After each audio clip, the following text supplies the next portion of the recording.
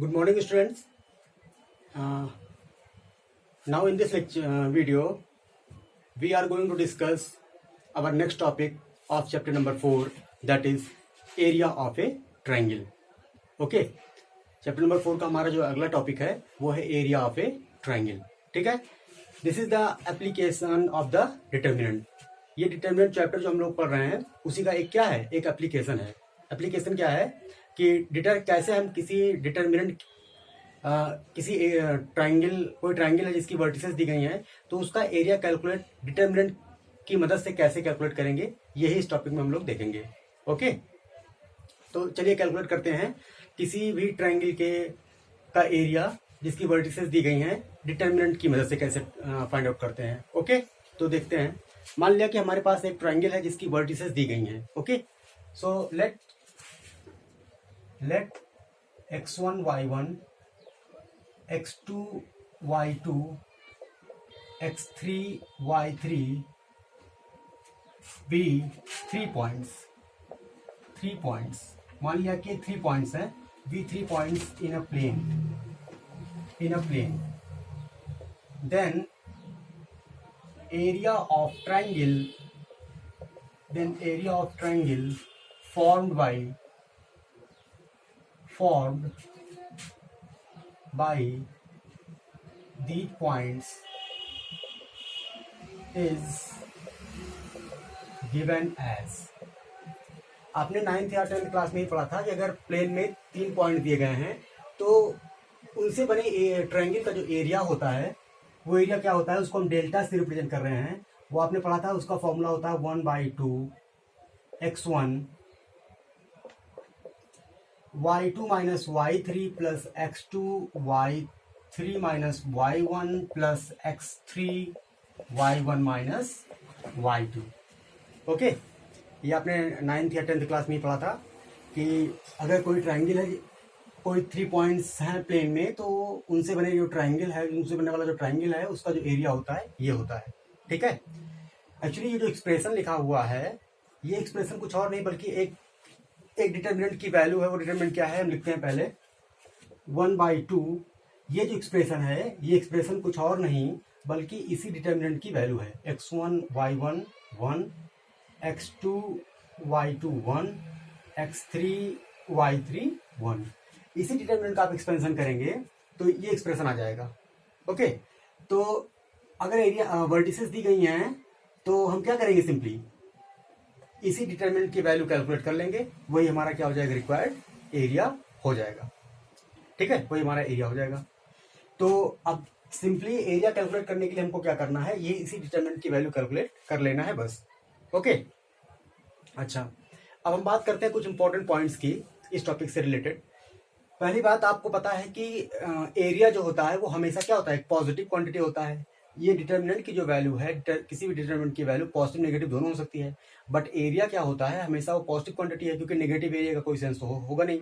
ठीक है, तो हम क्या करेंगे, अगर हमको एरिया कैलकुलेट करना होगा और अगर डिटर्मिनेंट की वैल्यू पॉजिटिव आएगी, नेगेटिव आएगी, तब भी उसको हम क्या करेंगे, पॉजिटिव वैल्यू ही लेंगे, क्योंकि नेगेटिव एरिया का कोई सेंस नहीं होगा.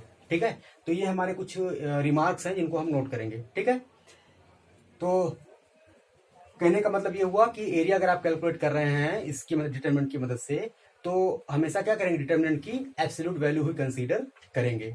ओके, तो ये पॉइंट है. चलिए इस पॉइंट को पहले नोट कर लेते हैं. ठीक है, फिर आगे कुछ बात करते हैं. सो रिमार्क, कुछ रिमार्क्स हैं जिनको हम लोग नोट करेंगे और फिर इस टॉपिक पर बेस्ड एक्सरसाइज को सॉल्व करेंगे. ये बहुत सिंपल से एक्सरसाइज है. Okay, so our first remark is that our first remark is, since area is always a positive quantity, so we take always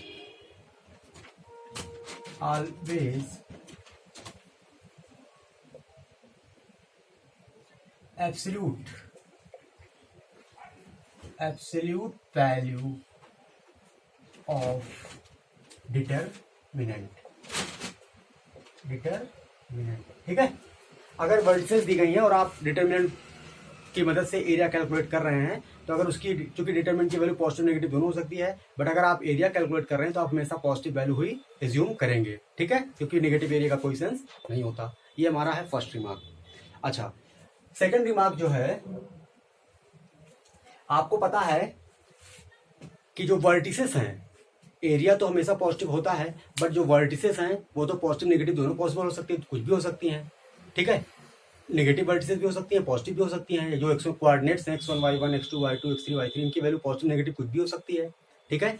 तो जो सेकंड रिमार्क है कि अगर एरिया गिवन है, इफ एरिया गिवन है, तो हम जो डिटर्मिनेंट की वैल्यू है वो दोनों वैल्यू कंसीडर करेंगे। अगर एरिया दिया गया है तो डिटर्मिनेंट की वैल्यू दोनों वैल्यू लेंगे, ठीक है, पॉजिटिव नेगेटिव दोनों वैल्यू लेंगे। तो उसी चीज को हम लिखेंगे,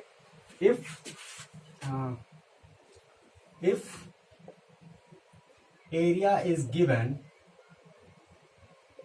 then we take both positive and negative value of determinant। अगर एरिया दिया गया है तो आप दोनों वैल्यू एज्यूम करेंगे, डिटरमिनेंट और डिटरमिनेंट की वैल्यू की बात करें तो दोनों वैल्यू एज्यूम करेंगे, पॉजिटिव और नेगेटिव दोनों वर्टिसेस कैलकुलेट करने के लिए। क्या होंगी वर्टिसेस, ठीक है। कहने का मतलब देखिए, इसका मतलब ये है कि कहने का मतलब यहाँ पर ये है कि इफ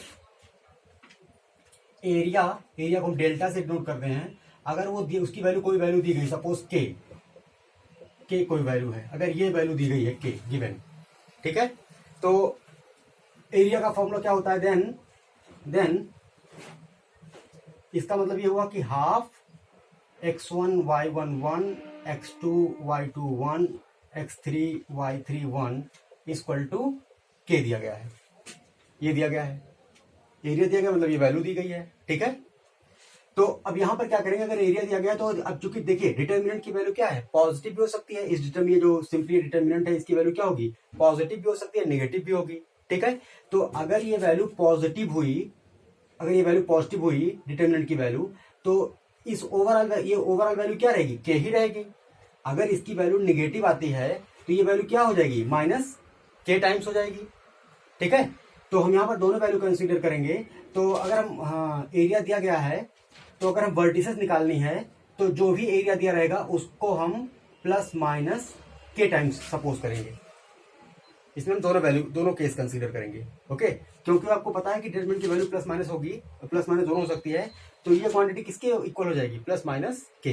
अगर एरिया आपको दिया गया है तो जो भी एरिया दिया रहेगा उसको प्लस और माइनस साइन के साथ कैलकुलेट करेंगे, तो यहाँ से जो भी आपकी अननोन वर्टिसेस रहेंगी वो फाइंड आउट हो जाएंगी, ओके। एक्चुअली एक्सप्रेशन को सॉल्व करेंगे तो यहाँ से क्या x1 ये कोऑर्डिनेट्स आएंगे, इनमें रिलेशन आएगा, इनकी वजह से क्या आ जाएगी, वर्टिसेस आ जाएंगी, ठीक है। तो यही ऑप्शन था, ये बात थी कि अगर एरिया दिया गया है तो हम प्लस और माइनस डिटर्मिनेंट की जो वैल्यू है वो प्लस माइनस दोनों कंसीडर करेंगे। कहने का मतलब कि ये वैल्यू जो होगी प्लस माइनस, अगर सपोज कोई के है एरिया तो प्लस माइनस के टाइम्स एज्यूम करेंगे, ओके। तो ये रिमार्क था। तीसरा रिमार्क क्या है, आपने पढ़ा है कि कंडीशन ऑफ कोलिनियरिटी, प्लेन में 3 पॉइंट्स कब कोलिनियर होते हैं, तो वो कंडीशन डिटर्मिनेंट की मदद से भी इन टर्म्स ऑफ डिटर्मिनेंट आप निकाल सकते हैं। कंडीशन ऑफ कोलिनियरिटी जो थी 3 पॉइंट्स है, मान लीजिए ए बी सी 3 पॉइंट है प्लेन में, तो वो कोलिनियर तब थे, आपने 10th में ही पढ़ा था या 9th में पढ़ा था कि उनसे बने जो ट्राइंगल है उसका एरिया क्या हो, 0 हो, ठीक है। तो इसी कंडीशंस को हम फाइंड आउट करेंगे in terms of determinant, okay. तो चलिए देखते हैं। तो this is our third remark, okay, this is our third remark. Remark third, that is condition of collinearity,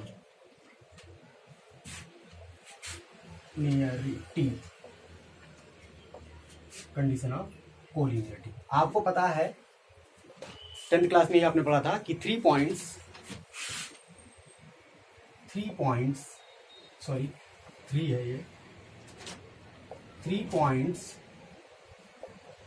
x1 y1 x2 y2, इनको हम नाम दे रहे हैं a, इसको नाम दे रहे हैं b, x2 y2 को,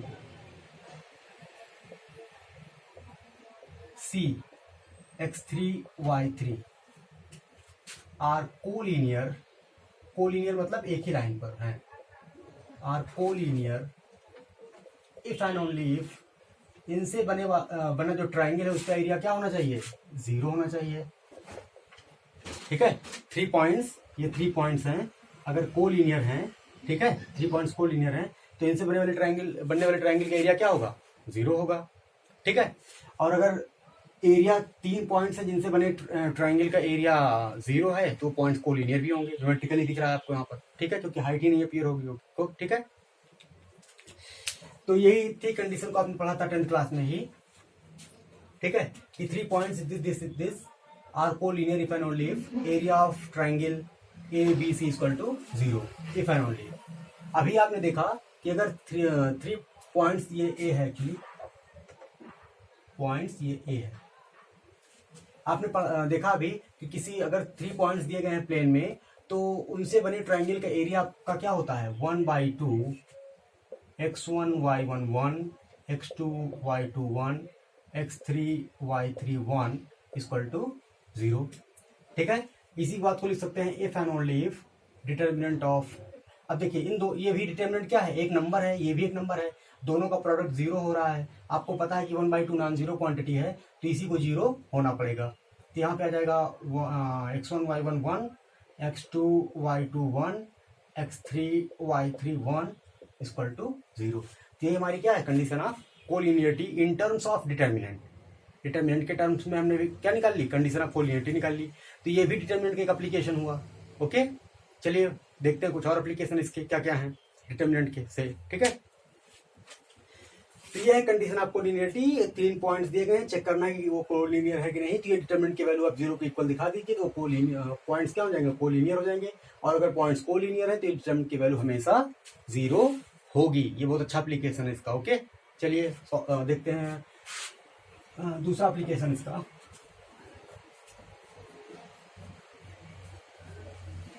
that is our 4 remark.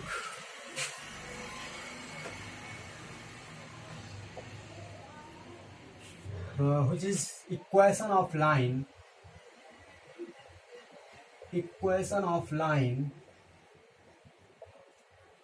passes through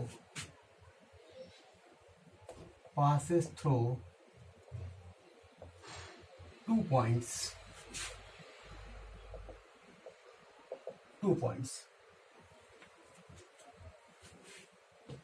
point से पास होने वाली लाइन का इक्वेशन भी हम डिटर्मिनेंट की मदद से कैलकुलेट कर सकते हैं। ठीक है, 2 पॉइंट से पास होने लाइन को आपने 11th क्लास में पढ़ा था कि मान लीजिए x1 y1 x2 y2 दो पॉइंट्स हैं, तो इनसे पास होने वाली लाइन का इक्वेशन आपको पता था कि क्या था, y minus y1 equal to y2 minus y1 upon x2 minus x1 into x minus x1।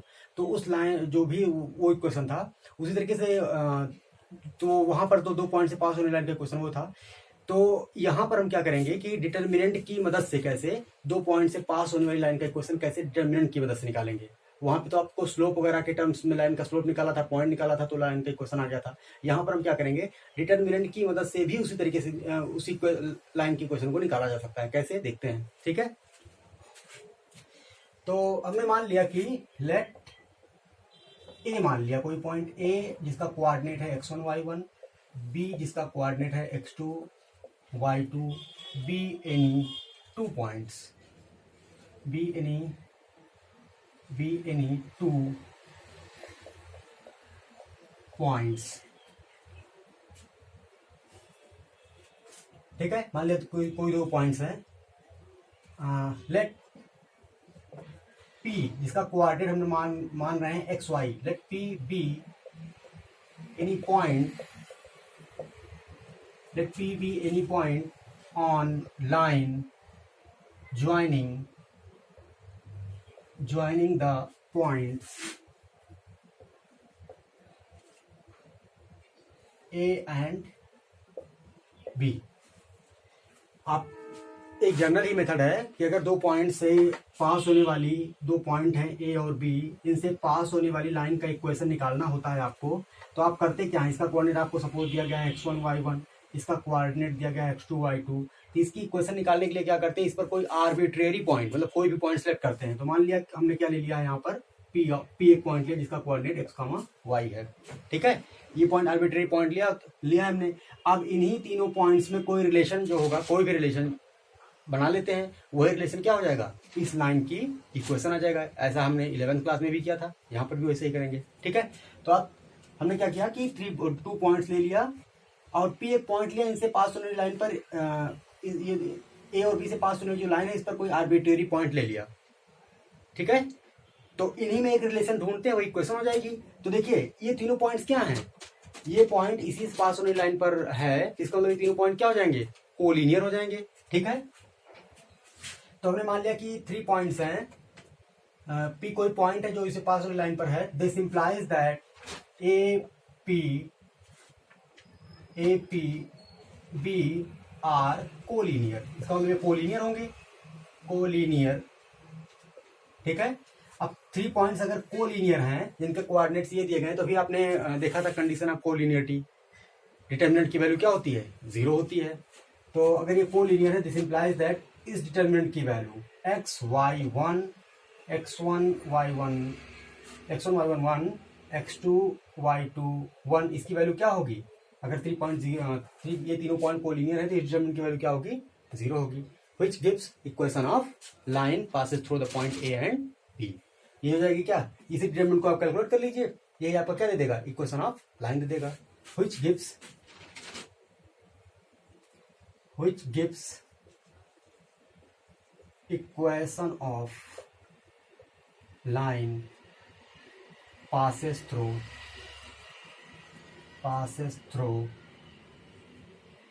A and B, ए और बी से पास होने लाइन का इक्वेशन ये डिटर्मिनेंट की वैल्यू दे देगी। तो ये भी बहुत अच्छा सा एप्लीकेशन था डिटर्मिनेंट का, कि अगर इक्वेशन ऑफ लाइन निकालनी है 2 पॉइंट से पास होने वाला, तो सिर्फ और सिर्फ डिटर्मिनेंट को कैलकुलेट कर ले, तुरंत इक्वेशन ऑफ लाइन आ जाएगी। ठीक है, ये देखा, कोलिनियरिटी चेक करनी है तभी डिटर्मिनेंट को वैल्यू डिटर्मिनेंट की वैल्यू चेक कर 0 के इक्वल दिखा देंगे तो कोलिनियरिटी आ जाएगी, कंडीशन ऑफ कोलिनियरिटी भी आ जाएगी। तो बहुत अच्छे एप्लीकेशन ये थे डिटर्मिनेंट के। ठीक है, तो इस तरीके से हमने जो भी थ्योरेटिकल पोर्शन था वो इसमें पढ़ लिया है। अब हम सॉल्व करेंगे एक्सरसाइज 4.3। ओके, चलिए सॉल्व करते हैं।